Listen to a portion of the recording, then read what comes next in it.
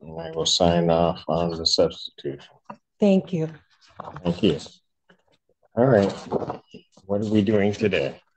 So, Your Honor, we were going to, there's several options that my client. Well, and I want you to know, counsel, that because of certain things, the court has a number of things I have to say. Okay. Because I think the record, given particularly some of Mr. Harris's comments with reference to this court potentially acting what at least as I'm to understand is on what some may be, or is it, let's put it this way. People are saying, and quite frankly, your client has made the assertion that the Pittsfield Township, as well as this court, was acting on some type of defective or faulty information, which I will tell you, counsel, caused the court, given what the court did, to investigate what my ruling was. And I will tell you that that assertion is absolutely correct with reference to any faulty information that either came through to the Pittsfield Township Department of Public Safety or to this court ultimately at the May 15th hearing. And I think it needs to be stated, I've been asked for comments. I have refrained from comments, as is my normal practice is. This court with the pending case will speak on the record. And so I am going to make sure that the record is very, very clear as to what this court knows and what this court acted on May 15th. And we can start with this. And my basis for doing it is because of what was said about what this whole process was. And that an indication, counsel, and I know, counsel, you've been before me before. Absolutely. I know it is not coming from you, but you also know how I am. I do. And the thing is that if for whatever reason, the one time in my life I was wrong, I will say it and did. But when I'm not wrong and when people are not to blame, then it also needs to be said. So I will try to get through this as quick as I possibly can.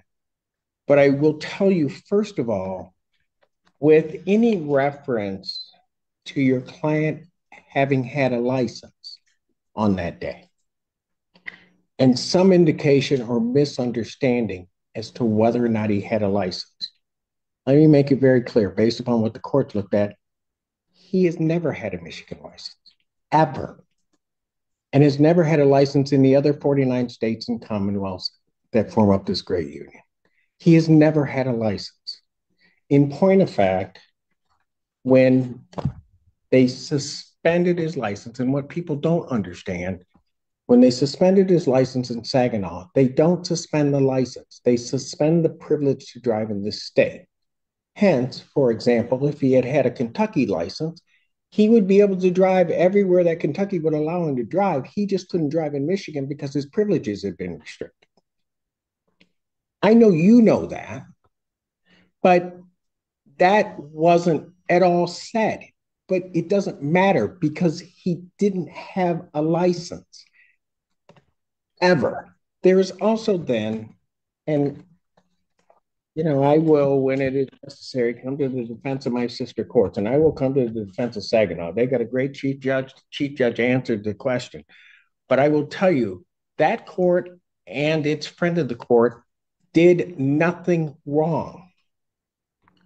His license was, his driving privileges, better stated, were unsuspended in 2022. That required Mr. Harris to do something. He didn't do it. Therefore, that friend of the court was under no obligation to send anything to the Secretary of State. Now, I hated that I had to look at all of this, but when there's a question as to what I did, I'm going to look at everything to make sure that what I did was all in order. There's then an indication from that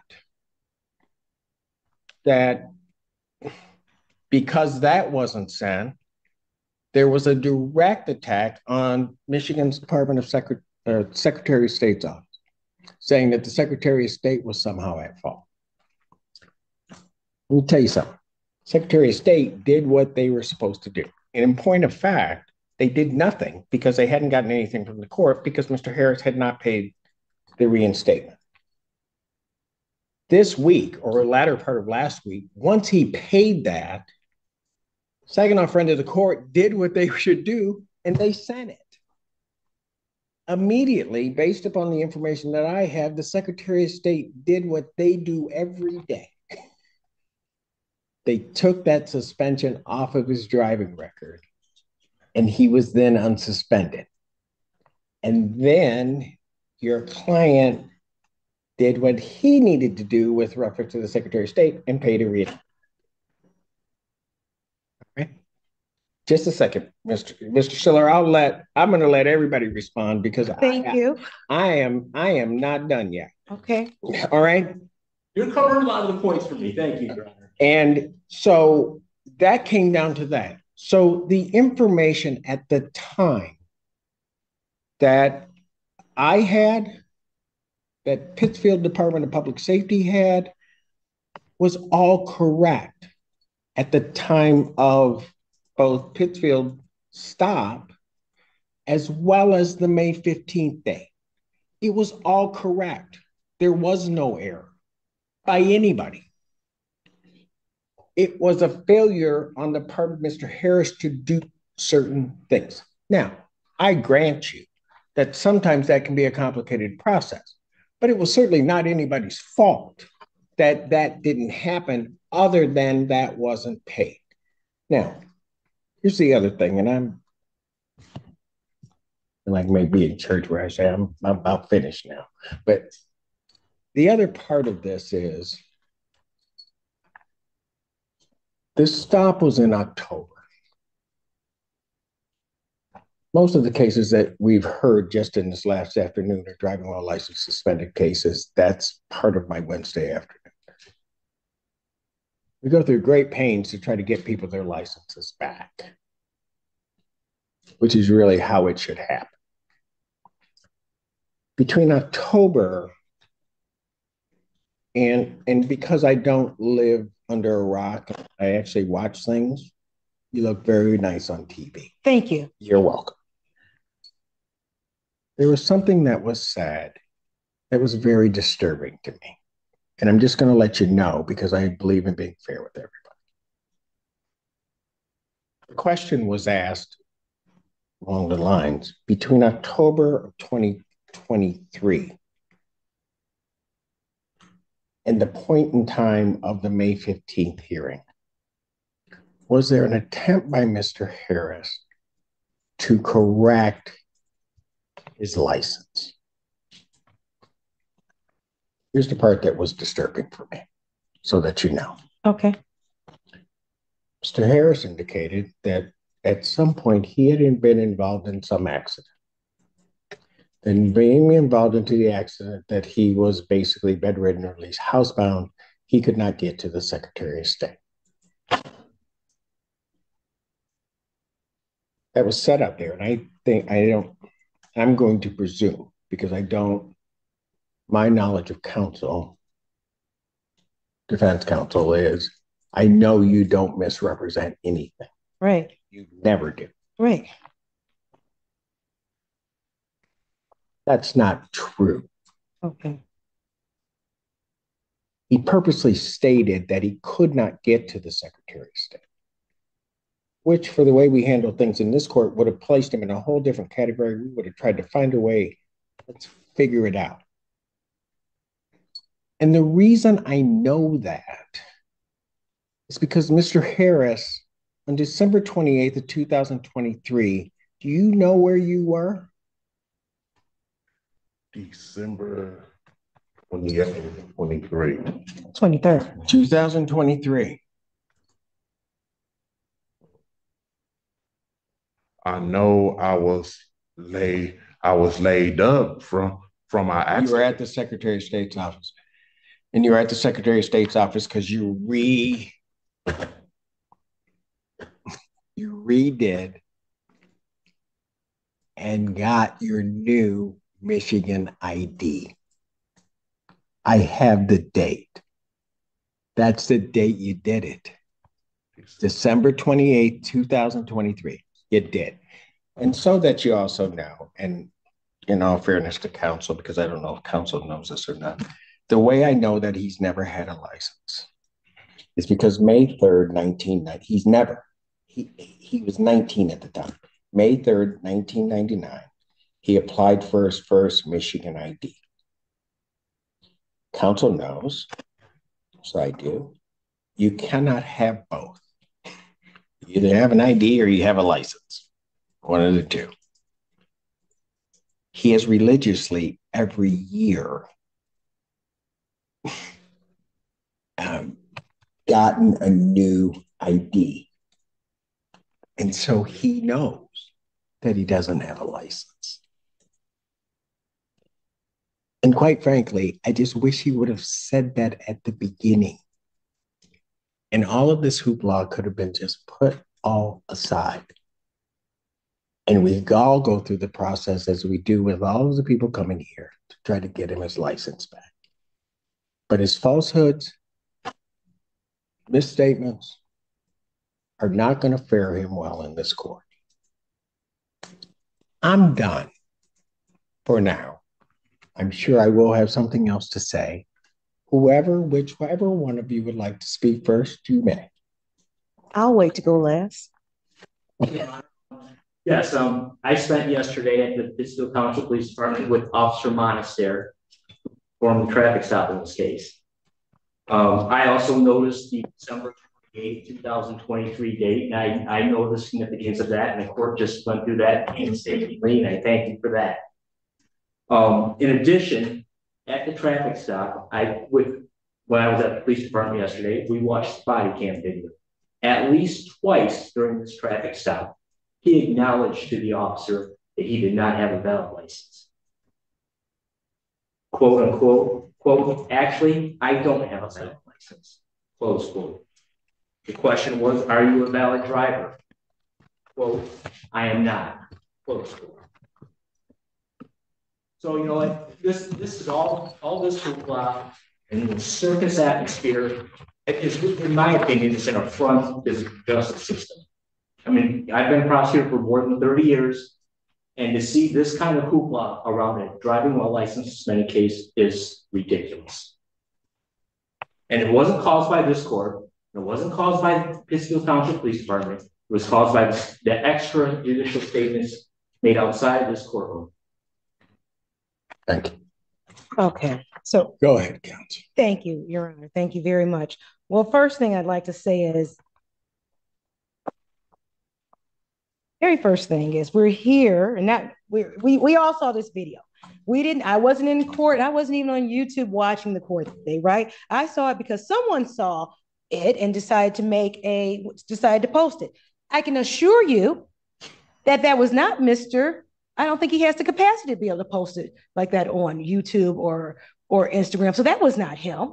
And it happened to take off and go viral. So he had what we saw was him saying he was driving, which he should not have been driving, right?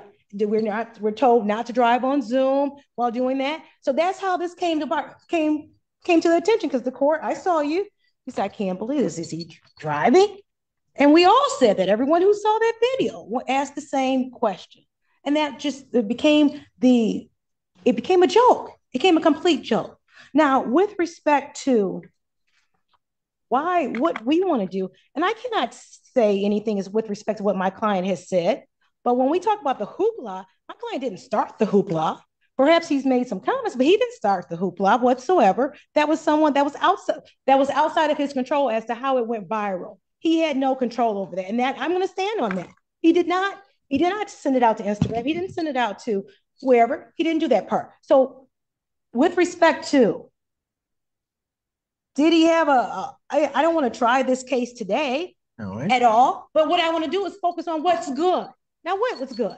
That day in October, this officer here, that could have gone a whole other direction. And I'm so happy that you were so kind and courteous to my client. Thank you, officer. Thank you so much, because it could have gone another direction. We are here right now. My client has an appointment to go to the Secretary of State for his permit. He's working on that. I want to focus on how do we correct this and cure this? How do we go forward with this situation? Whatever, he was not under oath under any of the things that he said. So we're not talking about any type of perjury going on. Very true, right? True. So with that being the case, let's move forward with this. He is here. This is what I'd like. Because Counsel, let me just. Yes. I would like to move forward too. Yes. On this case. We handle these cases all the time. But I will tell you, as you know, having appeared before me, the one thing I don't like is when people don't take responsibility for what they've done. When they take responsibility for it, we will use whatever we can to try to get you to another spot, because it doesn't behoove any of us for you to be in that spot. One other thing that I will say, when you say it wasn't started by him, oh, it certainly was. It certainly was when he made his first statement to WXYZ about blaming people for this happening. And he shouldn't have done it, because when you look at the whole thing, the person that needed to be blamed, and we can go back to a lot of other points, but I'm not here to embarrass it, but the person that needed to be blamed is the person that he was staring at in the mirror. He didn't do what he should have done, and that's okay. The majority of people that come here on a licensing didn't do what they were supposed to do. That's like a given. They don't go about blaming anybody. They just say, Your Honor, I didn't pay the ticket. Your Honor, I just didn't do it. I just didn't have the time to do it. I just didn't take whatever. Right. Just own it. Once you own it, then it becomes a whole lot easier just to move forward. Okay, I'm sorry. I interrupted you and I said I wouldn't, but my court. I know who you are and I respect that. So and where I am is where I've always been, because I can assure you that when he did speak to WXYZ that day, I wasn't representing him. I was representing him yesterday, right? And you would heard my message is that what steps are to correct this. And that's what I'm about, Your Honor. How do we correct this, right? I understand the entire process. I have not gone into detail, but I will take the word of the court and of Mr. Stiller here, brother counsel, and about the background and the history of it. But how do we go forward? And that's why I'm here to sort of minimize. You okay? And he did get into an accident. Maybe sit down. Please, Your Honor. Right behind. Oh, well, hold on. Okay.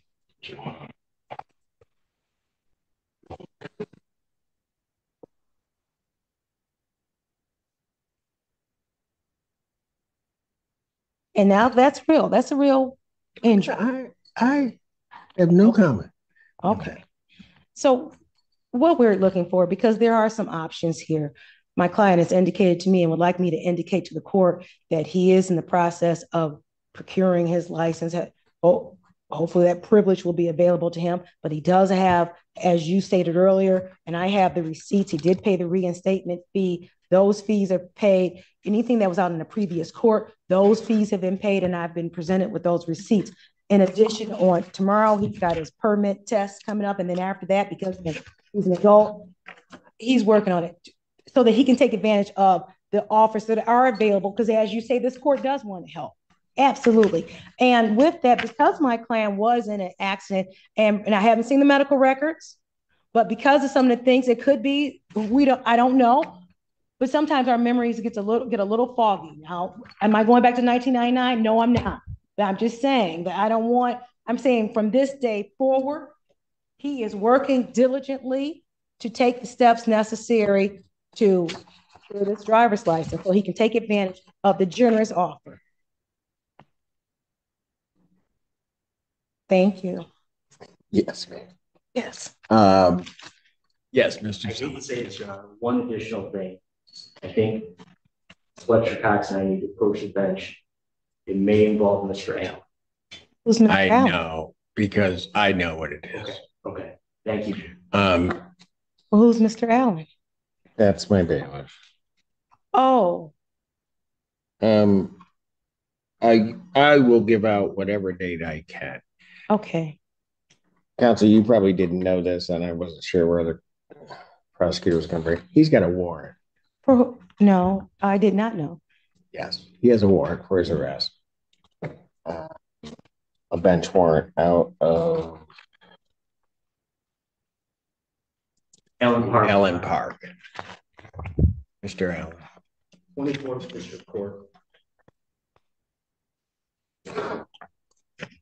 Okay. The shocking thing about it, for a driving while license suspended, that he didn't take care of. Okay. Well, like I said, he So- wants to handle. So He's what dedicated. it is that, and it's a valid warrant. I happen to be within their radius of pickup. Now, having said that, I don't know if they will pick him up. Okay. I will say that what should have happened, I'm not going to go through and try to figure out whether it did happen. But when he was arrested, when he turned himself in on my revocation of bond, upon being released, he should have been apprised, warned, and released to go take care of it. I don't know whether he was. I really don't care whether he was or not. All I know is that was back at mid-May, and it hasn't been taken care of. And it's still valid.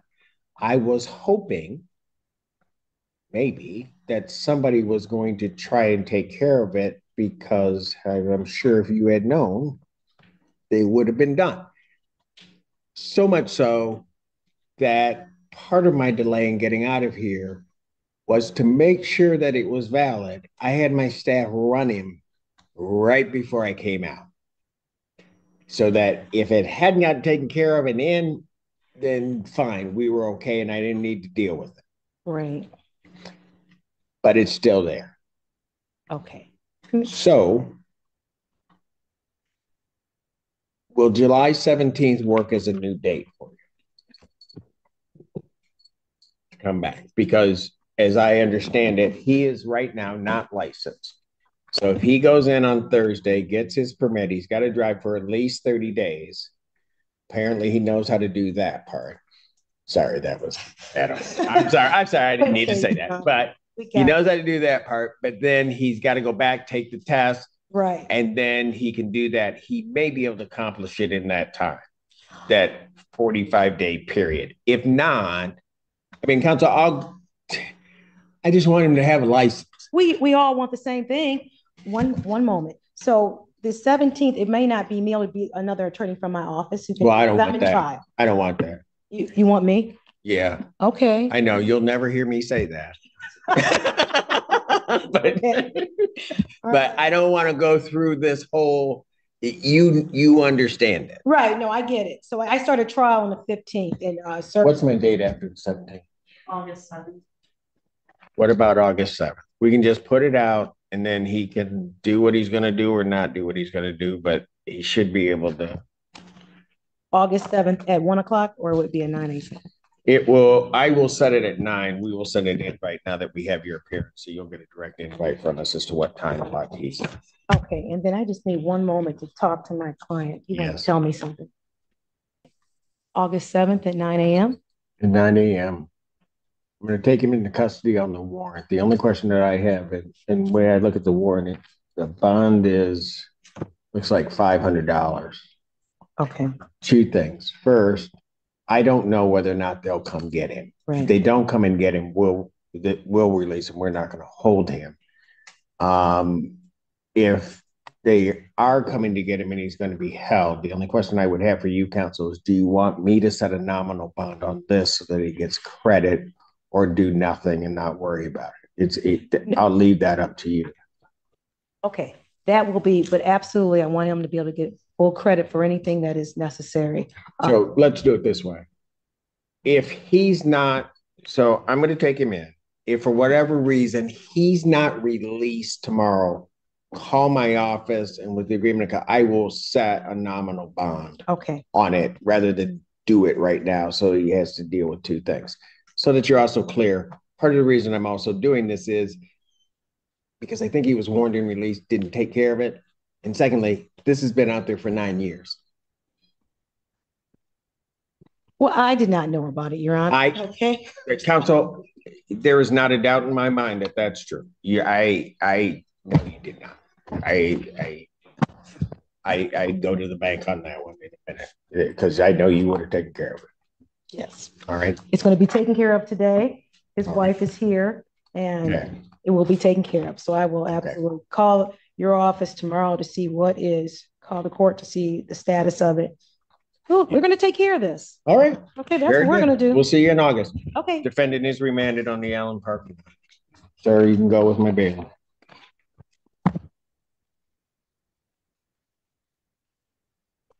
So at this point, his bond will continue as